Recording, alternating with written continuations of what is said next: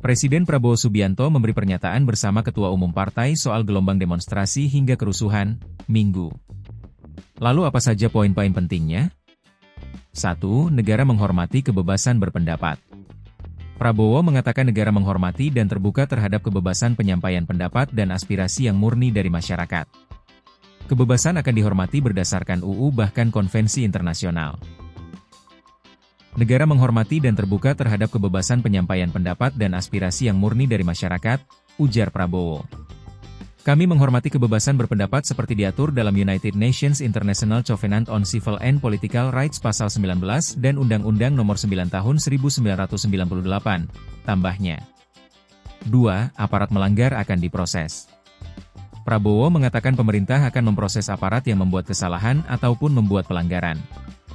Saat ini, tegasnya, Kepolisian Negara Republik Indonesia telah melakukan proses pemeriksaan.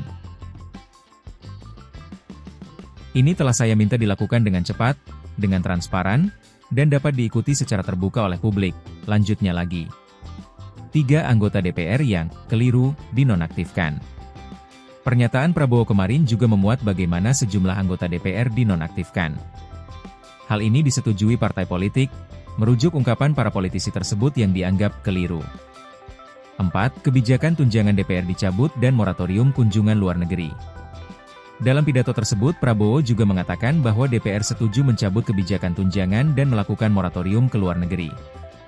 Ini merupakan respons dari aspirasi rakyat yang berkembang beberapa hari terakhir.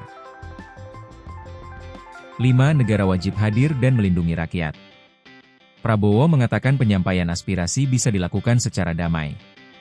Namun jika terdapat kegiatan merusak bahkan anarkis, aparat harus melindungi masyarakat. 6. Demo mengarah ke makar dan terorisme. Prabowo juga mengatakan demonstrasi yang terjadi sudah menunjukkan tindakan di luar batas, bahkan melanggar hukum.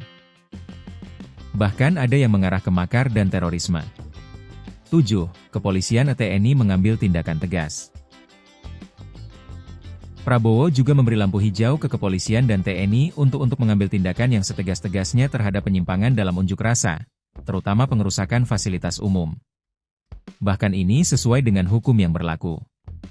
8. DPR akan undang tokoh masyarakat mahasiswa berdialog. Dalam pernyataan tersebut Prabowo juga mengatakan pemerintahnya telah meminta DPR mengundang masyarakat berdialog secara langsung. Bukan hanya tokoh masyarakat, ini juga termasuk. 9. Warga diminta percaya pemerintah tenang.